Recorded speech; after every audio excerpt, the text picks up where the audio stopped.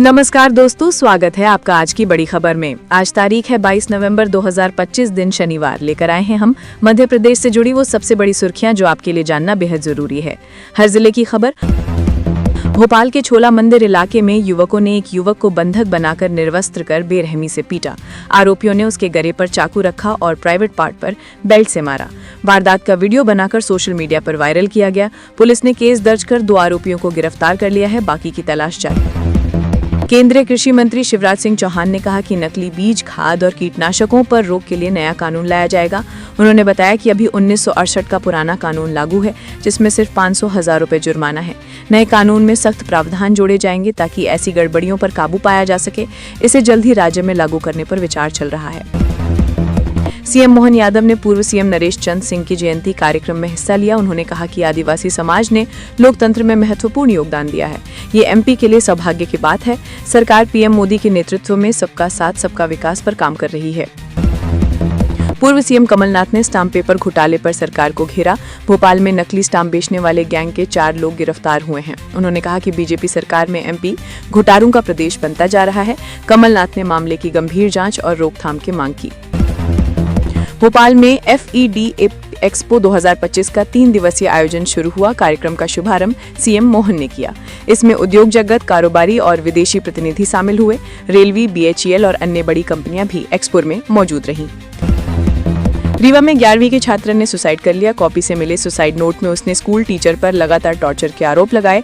Note में लिखा, teacher मारते थे, हाथ पकड़कर गलत हरकतें करते थे और उंगलियां दर्द से दबाते थे। परेशानी से मानसिक रूप से टूट गई थी। पुलिस जांच कर रही है। इंदौर नागपुर वंदे भारत ट्रेन में कोच बढ़ाए जा रहे हैं। अब 24 नवंबर से ये 8 की जगह 16 कोच के साथ चलेगी।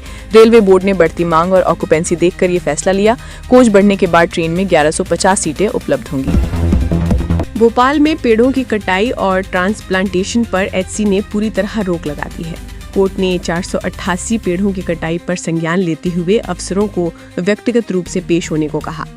HC ने ट्रांसप्लांटेशन की तस्वीरें पेश करने के सख्त निर्देश दिए। बिना नीति के कटाई को पर्यावरण के लिए गंभीर संकट बताया गया। पूर्व उपराष्ट्रपति जगदीप धनखड़ आज भोपाल दौरे पर रहेंगे। इस्तीफे के बाद ये उनका पहला सार्वजनिक संबोधन होगा।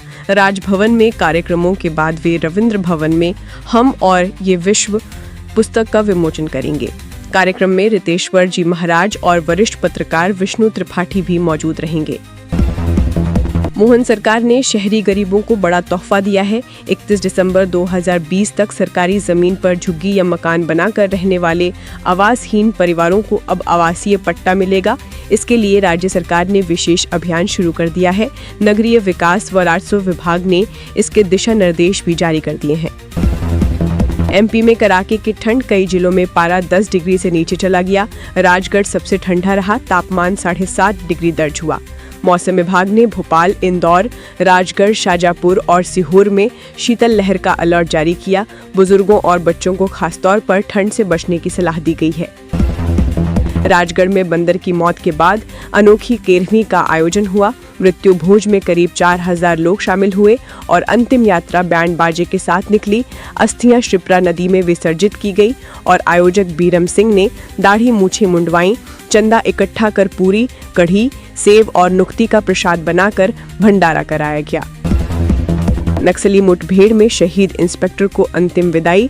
भोपाल में नक्सली मुठभेड़ में शहीद hoc force inspector Ashish Sharma को बोहानी गांव में पूरे राजकीय सम्मान के साथ अंतिम विदाई दी गई। सीएम मोहन यादव ने कार्यक्रम में पहुंचकर पुष्प चक्र अर्पित किया और पार्थिव देह को कांधा दिया। उन्होंने परिजनों से मुलाकात कर ढांढस बंधाया और कहा कि आशीष शर्मा की शहादत पर पूरा प्रदेश गर्व करता है। अयोध्या के राम मंदिर में 25 नवंबर को होने वाले ध्वजारोहण कार्यक्रम की तैयारियां पूरी हो गई हैं। सुरक्षा को लेकर पुलिस एजेंसियां और हाईटेक CCTV कैमरे तैनात किए गए हैं। सादा कपड़ों में भी पुलिसकर्मी पूरे क्षेत्र में निगरानी रखेंगे। ध्वजारोहण के दिन आम श्रद्धालुओं के लिए दर्शन पूरी तरह बंद रहेंगे। विपक्ष CEC ज्ञानेश कुमार के खिलाफ महाभियोग प्रस्ताव लाने की तैयारी में है। हालांकि इसे पास कराने लायक बहुमत नहीं, लेकिन प्रस्ताव पेश कर CEC पर अपनी गंभीरता दिखाना चाहता है।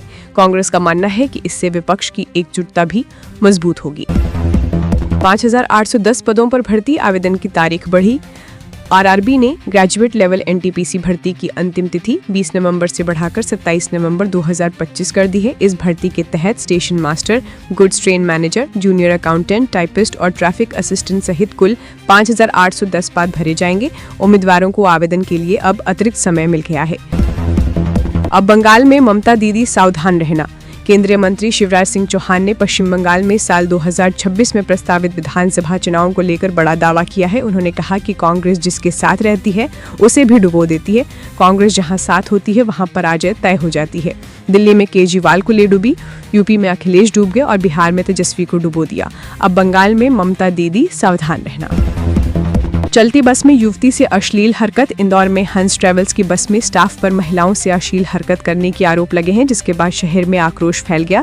कहा जा रहा है कि कंपनी के खिलाफ महीनों से शिकायतें मिल रही हैं और स्टाफ का रवैया बदसलूकी भरा रहता है। नशे में वाहन चलाने की आशंका भी जताई गई है। साथ ही न यूनिफॉर्म पहनी जाती है और न ही पहचान पत्र रखा जाता है। पुलिस ने मामला दर्ज कर जाँच शुरू कर दी है। भोपाल में डॉक्टर ने नर्स को शादी का झांसा देकर किया दुष्कर्म। इनकार करने पर थाने पहुंची पीड़िता, केस दर्ज। शाहजहानाबाद के एक निजी अस्पताल में एक नर्स से दुष्कर्म का मामला सामने आया है। आरोपित अस्पताल का जूनियर डॉक्टर है। आरोपित डॉक्टर अजय विश्वकर्मा ने पहले नर्स से दोस्ती की और बाद में उसे शादी का झांसा देकर अपने घर ले गया, जहाँ पर उसने नर्स से जबरन दुष्कर्म किया। जब उसने विरोध किया तो आरोपित डॉक्टर ने उसे शादी का झांसा दे दिया और लगातार उसका 10 माह तक दैहिक शोषण करता रहा। भोपाल के किराए के मकान से बेची जा रही थी अवैध शराब। आबकारी टीम ने मकान मालिक से मांगा किरायानामा। भोपाल के शाहपुरा इलाके में पॉश कॉलोनी से तस्कर द्वारा किराए के मकान से अवैध शराब बेची जा रही थी, जिसका सुराग मिलते ही आबकारी टीम ने छापामार कार्रवाई करते हुए अवैध शराब बरामद की है। साथ ही फरार हुए आरोपित शराब तस्कर की पहचान करने के साथ ही मकान मालिक से किरायानामा मांगा है।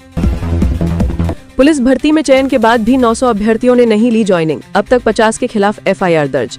मध्य प्रदेश में हैरान करने वाला मामला सामने आया है, जहां पुलिस की भर्ती में चयन होने के बावजूद भी 900 अभ्यर्थियों ने ज्वाइन नहीं किया। अब पुलिस विभाग इसकी वजह पता कर रहा है। ये भी गौरतलब है कि पुलिस भर्ती में फर्जीवाड़ा भी सामने आ चुका है, जिसमें अब तक 50 अभ्यर्थियों के खिलाफ एफआईआर दर्ज कराई जा चुकी है।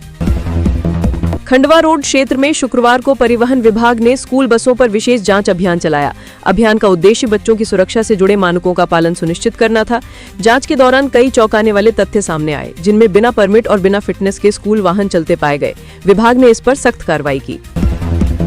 नरसिंहपुर के कांग्रेस कार्यकर्ता मंजीत घोसी गिरफ्तार। दिल्ली ले गई संयुक्त पुलिस टीम।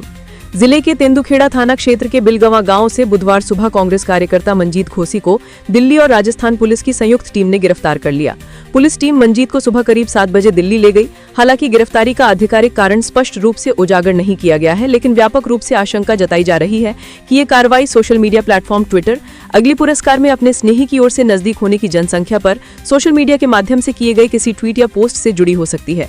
इस गिरफ्तारी के विरोध में कांग्रेस पार्टी ने एसपी कार्यालय के बाहर विरोध प्रदर्शन शुरू कर दिया है।